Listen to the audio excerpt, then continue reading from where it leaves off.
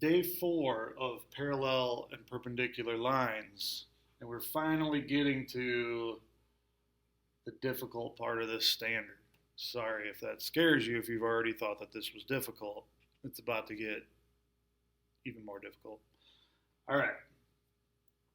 What this standard is really about is writing the equation of a line. And the equation of a line is y equals mx plus b. So if you want to turn that into an actual equation, you got to substitute in numbers for m and b. You have to figure out the slope. So that's what we've been doing the last 3 days, how to determine slope, either from a equation that you got to move around so y is by itself, or from 2 points. So we've practiced that a lot because that's very important. That's half the battle of what we're trying to do here, is find slope. So we know how to find slope now. Today we're going to figure out how to find the y-intercept, the b. So let me just give you a quick review on y equals mx plus b. Let's say the slope is 3/4 and the b, the y-intercept is 2. If the equation of your line would just be y equals 3/4 x plus 2. You substitute in 3/4 for m and you substitute in 2 for b, and there you go. There's your equation. But what does that mean? That's enough information right there to turn this into a graph, to turn this into a line on a graph. To draw any line, you just need 2 points, and you can connect those 2 points. And this is enough information to give you 2 points pretty easily. The y-intercept is your first point. That's where this line, wherever it's going to be on this graph, whether it's going this way or that way or wherever it's going, this tells you where it's going to cross the y-axis. That's why it's called the y-intercept. It intersects or intercepts the y-axis. So it's going to cross the y-axis at 2. A positive 2, that means we go up 2 on the y-axis. If this was a minus 2, we would go down 2 and it would cross right here. But it's not minus 2, it's plus 2. So we're halfway there to graphing this equation, to representing this line on a graph. We've got 1 point. Now we need another one, and we can connect them, and there's our graph. So the y-intercept is where we start, and we count rise over run, the slope from that point to get from 1 point to the next. Just like we found slope between 2 points when we had the 2 points, now we have 1 point and the slope, and we have to find that second point. So you start at the point given, the y-intercept, and you go up 3 and over 4 from there. So up 3, 1, 2, 3, and over 4, and there's your next point. You connect them. That's what the line y equals 3/4 x plus 2 looks like. All right, easy enough. If that's all this standard was they gave you m and they gave you b, and they said turn that into an equation, we wouldn't have to hardly spend any time on this. But unfortunately, the standard is more difficult than that. They make you figure out m and they make you figure out b.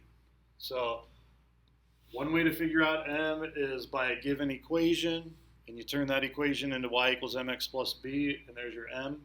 Or they give you 2 points, and you figure out the slope between those 2 points by plotting them and counting the slope between them, and there's your m. So I'm not going to spend more time on figuring out m right now. I'm going to show you how to figure out b. Now notice up here it says equation of a line through a point. So they're going to give you a point that's on this line. So we're going to figure out some random line, and they're going to give you a point that's on it. So let's say that point that they're going to give you is the point 2, 5. All right, that is just some random point that's on this line, and that is what we need. How to explain this best? You need this to figure out b. All right, but you also need the slope. All right, maybe you guys don't, we've talked about what m and b mean in y equals mx plus b, but maybe you've never been told what x and y represent.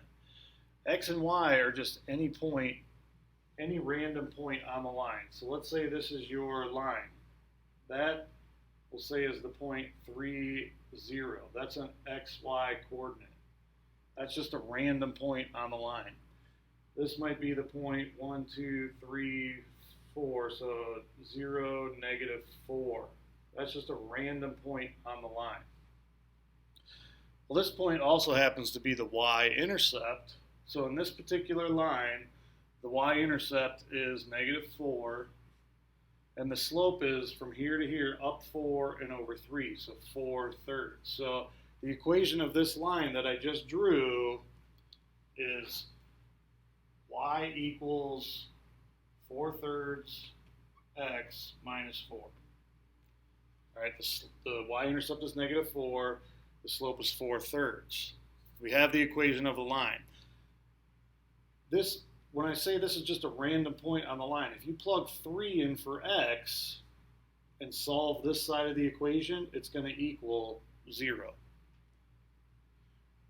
So you plug a 3 in for x, 4/3 times 3 is just 4. 4 minus 4 is 0. So when x is 3, y is 0. You might have seen this maybe in a table before.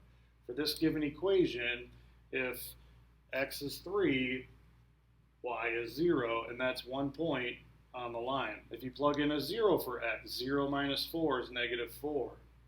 When x is 0, y is -4. So this x and y just represent random points on the line. It's like a point generator. You put in a term for x, a number for x, and it'll tell you how far up or down you have to go to hit the line. So if you put in a 1 for x, it'll tell you have to go down to here, which is probably like -2 point something, to figure out what your y value is.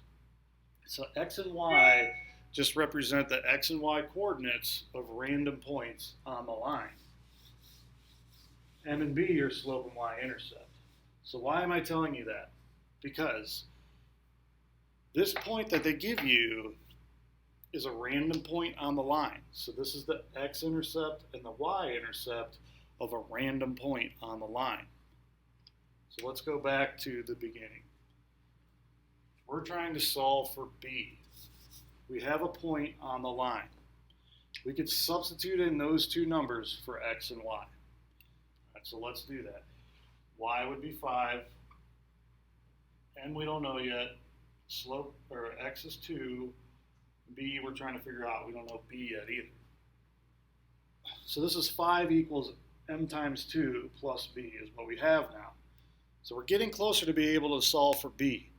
Because to solve for any variable in an equation, if everything else is a number, you can solve for that variable. Right now, we still can't solve for B because we have two unknowns. We don't know what M is, and we don't know what B is. If we could just figure out what M was, then we could solve for B. We would multiply whatever M is times 2 and subtract that to the other side, and we'd solve for B. We know what B is. So we need to know what M is.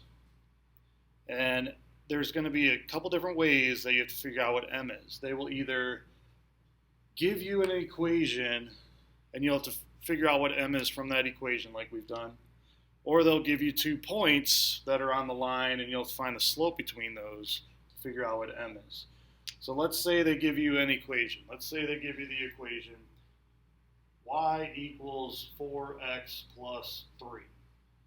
If they give you an equation, they're going to present this problem in one of 2 ways. They're going to say, write the equation of a line that's through a given point, this one, that is either parallel to this line or perpendicular to that line. All right, so what does that look like? This line, 4x plus 3, looks like this. 1, 2, 3, here's my y-intercept. From there I go up 4 over 1, 1, 2, 3, 4 over 1. So the line that they gave you, 4x plus 3, looks like this. And let's say they asked you, find the equation of a line that's parallel and through a given point. So we want to find a new equation of a line that's parallel to this one and goes through this point, 2, 5. 1, 2, 1, 2, 3, 4, 5. So it goes through that point. So our new line is going to look something like this. It's going to be parallel to the original one, and it's going to go through that point. The reason that they give you this is so that you can figure out what the slope of our new line is going to be.